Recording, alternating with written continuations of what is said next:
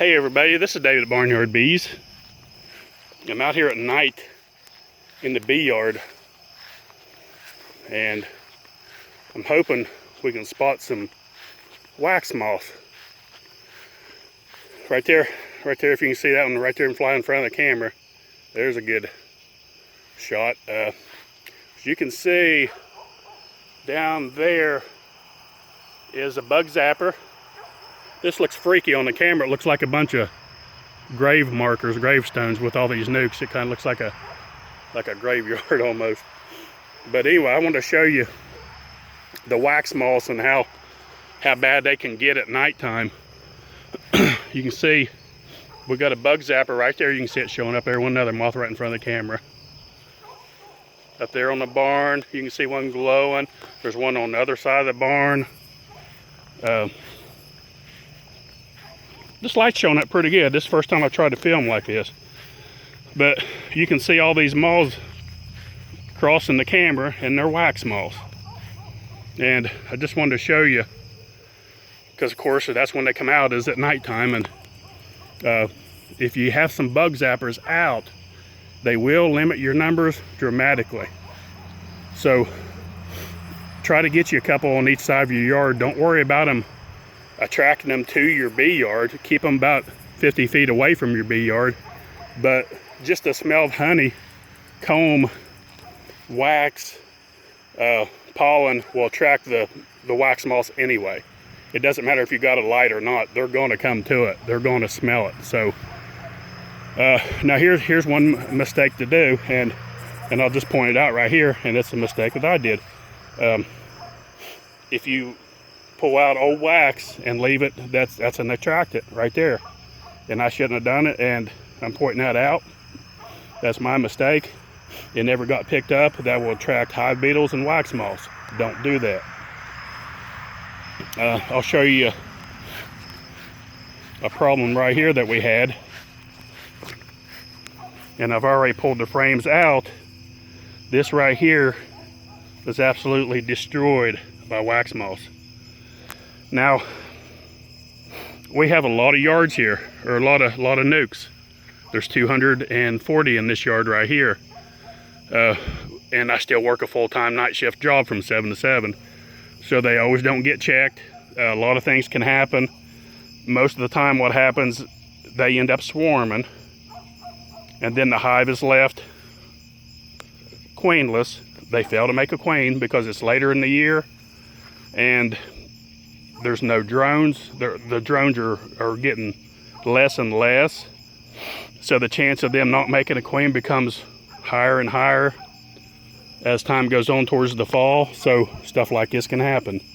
Had I caught it in time, what I could have done was I went in there and requeened that hive. Right there, I just seen going around the corner was another wax moth. They're constantly searching out these hives and trying to get in, and they will lay eggs.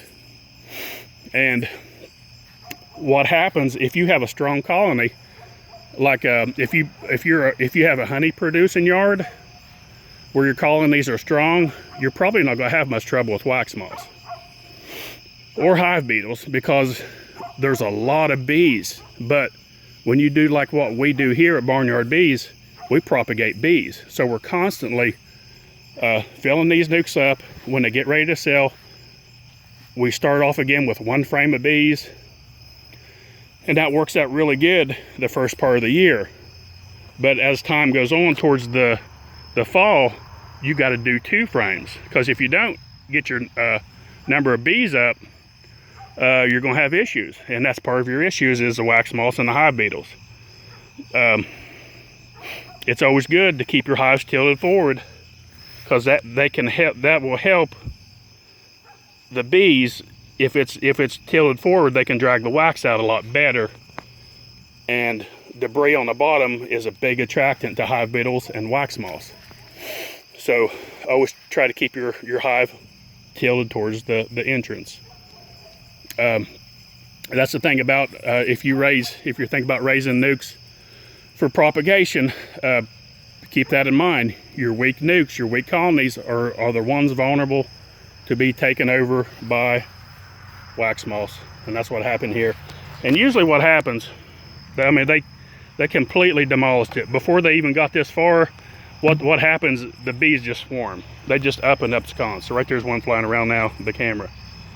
They will just up and leave. And sometimes when you see swarms, it's not always that because the bees were crowded. It's because there's something in there they didn't like. Wax moths, hive beetles, whatever. So keep that in mind. That's about it. I just wanted to show you that. And hopefully we'd see a few wax moths out here, and we have. They've been flying all over the screen. So remember, if you're and another thing, if your colonies aren't strong and you have a lot of drawn out wax, like this right here was probably a full colony. It swarmed out, so it left with 5 frames of wax. As the bees decreased, that means it was unprotected. Those wax moths started from one side and worked their way over, and as they did, they took over the hive. Now, one thing that you can do is, a lot of times we do this, and we'll set our frames on the outside of the hives.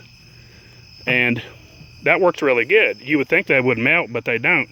As long as you keep them upright or put some up against them, keep them like this, keep them stacked good, they work just fine. As the bees build up, add those frames back into your colony as they need them. That will help you out a lot by doing that, because unattended wax is what gets wax moths and hive beetles. Here's one of my 2 frames here. It's probably, well, this is one I just looked at today. It's packed out pretty good. It needs split. But that's about it. Don't forget, 2019, we got packages, nukes. The quicker you order them, the quicker you're gonna get them. So if you want a nuke, remember the people get them at right about the end of March. Same way with packages. That's when our first usually goes out into March, 1st April, depending on the kind of winter we have. So don't forget, barnyardbees.com. Any supplies you need, we got them. Anything and everything pertaining to beekeeping, I promise you we got it. And if we don't have it, we can get it for you. That's about it. Don't forget, like and subscribe. Thanks for watching Barnyard Bees.